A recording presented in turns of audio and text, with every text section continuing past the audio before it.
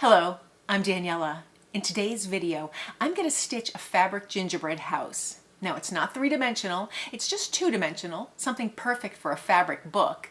Or if you make it large enough, you can frame it and hang it in your home. It's a really fun way to celebrate the Christmas holidays without all the calories. So let's get started. I've found that gingerbread houses come in so many shapes and varieties, and that's the real interest in seeing a completed gingerbread house. It's not about perfection. It's about all the little nuances, all the little things that you put into yours. So here I have lots of little French knots. I have stitches, rickrack, trim, buttons, beads. And that's what makes it so intriguing. So really, it's the little accessories, not so much the fabric, although the fabric choice does come into play. So for today's gingerbread house, I'm going to use a bunch of cotton fabrics and some colors. Now I'm using untraditional ones. As you've seen here, I have pink and cream and like a little salmon here. Not really what you think of when you think of a Christmas gingerbread house. But because I used the Christmas printed fabric and a snowflake here and there, and it's indicative, it's either a dollhouse or a gingerbread house. So let's create one today. So for my gingerbread house today, I have a little square of quilted fabric that I'm going to use as the base. And this is about 8 by 8, more or less. Now, if you've been following along, you know that my Christmas colors are blue, turquoise, and red. So that's what I'm going to really make this gingerbread house. And I'll incorporate whites and grays into that. So I have my major fabric here, which is going to be the actual house, and I'll cut that shape. And then I just have some turquoise, some blue, and a little bit of red fabric. Now I'm not going to use a lot of fabric because I'm going to use a lot of accessories and a lot of trims and my stitches. So the first thing I want to do is pull out my supplies in the colors that I have. And I just happen to love adding lace to the gingerbread house. If you find lace that kind of dangles, it looks like icicles. So that's what I'm using that for. For the rest of it, I'm not really sure what I'm going to do with it just yet. But that's the enjoyment of making this gingerbread house, is you get to play with all your trims and your accessories. So I'll set these aside. First thing I want to do is create my basic floor plan, my shape of the house. I'm just going to do a silhouette. If you want to get more involved and create like a 3D effect or something, go right ahead. But I sometimes find that the simple shapes, for me anyway, work really well.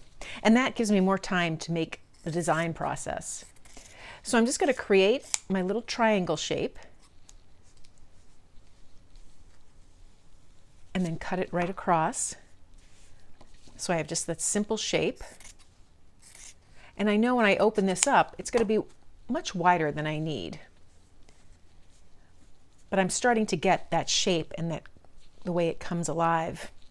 So I'll just fold it back up again and cut down further. So that's pretty good. It's just a simple gingerbread house. I might even trim a little off the end here because I like to add little things like walkways or bushes or trees, something along those lines.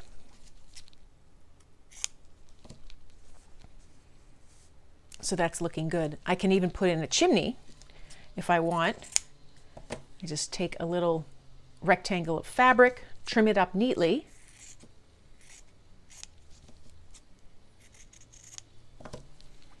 and create it just like that. So now I have a chimney on my gingerbread house. It's coming together very nicely. Now, this is sort of an exact shape. You can make a wonky gingerbread house with rounded corners. It could have a tilt. That will have a lot of personality. So now that I have my basic house, I want to start adding the elements. And the elements are the trees, the walkway, the windows, things that I'll make out of fabric. Can also use trim or ribbon, but this is where I start. I start with the basics, the larger pieces, and then I get to design it with the accessories. So I have my little house here. I want to incorporate my colors. So I want a door.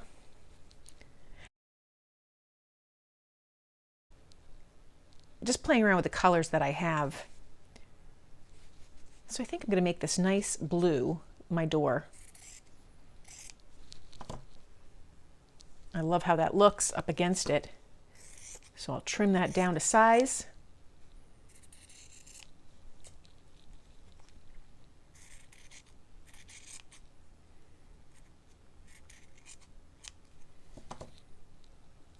And I have a little door for my gingerbread house.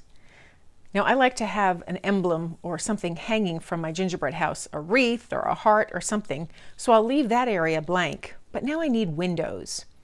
I could go with the blue again, but I think I want to start working in other colors here. So I think I'm going to play around with this deeper turquoise. So I'll trim that up.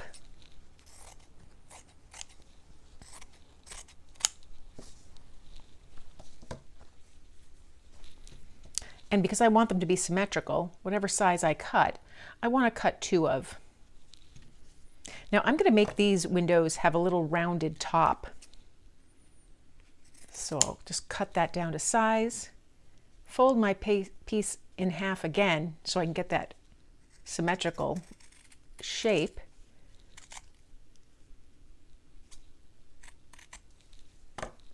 Now I have 2 matching windows.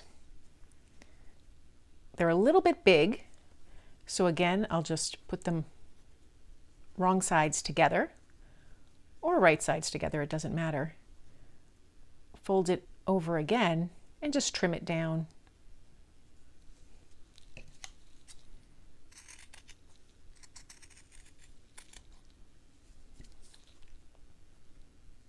So that's coming along quite nicely.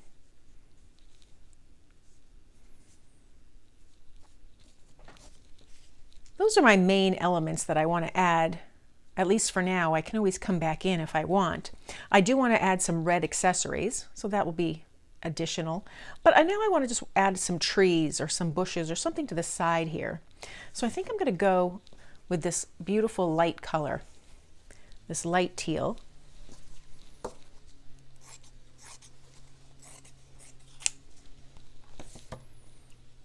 And I'll make 2 trees. I kind of want them to be fun trees. So I'll fold that in half again so I can get 2 trees out of this. And I kind of want it to be a little bit scalloped, kind of marshmallowy.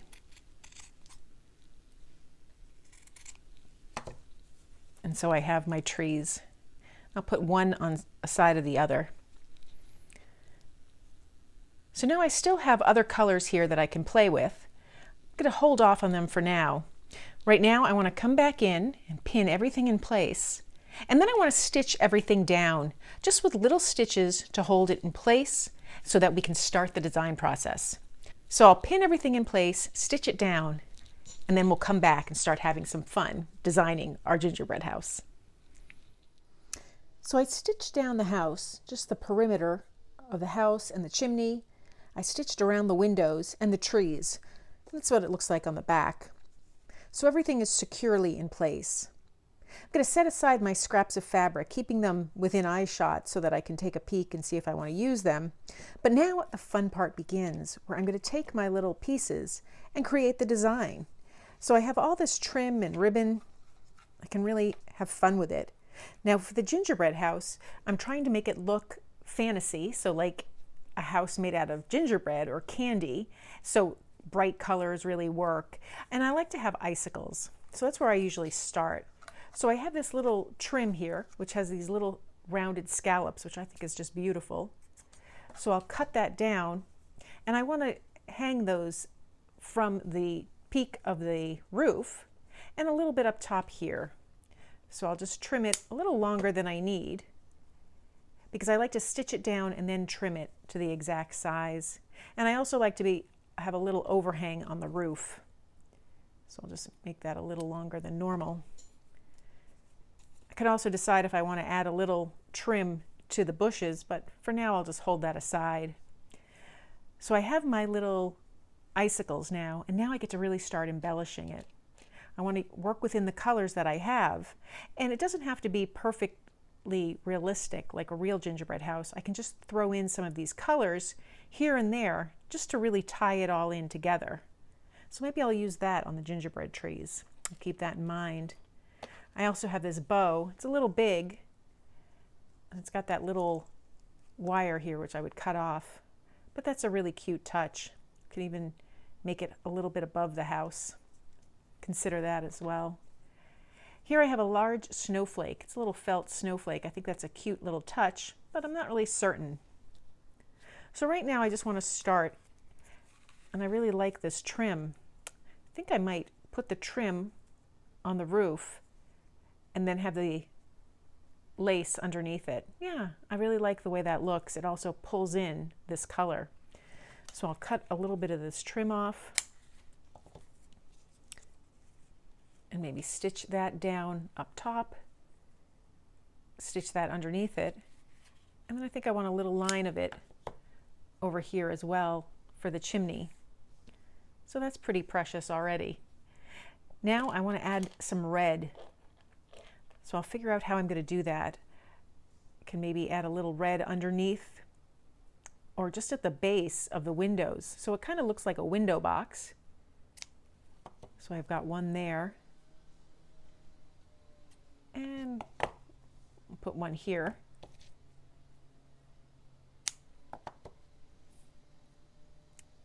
So that's coming out quite nicely. I want to think about what else I want to use. Maybe incorporate a little more red right into the base of the house. Yeah, I like the way that looks. I'll tuck it underneath the tree on both sides, so it's just at the base of the house.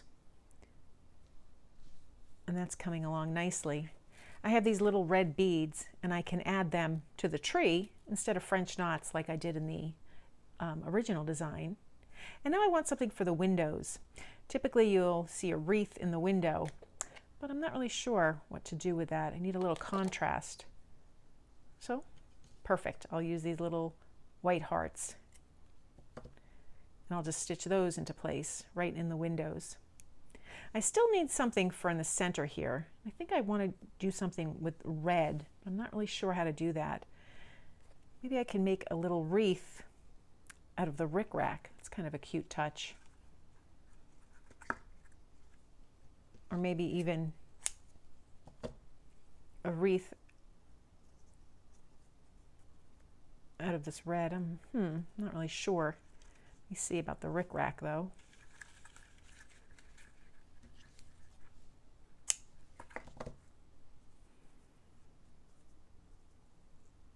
So I can put it in a rounded shape and stitch it down.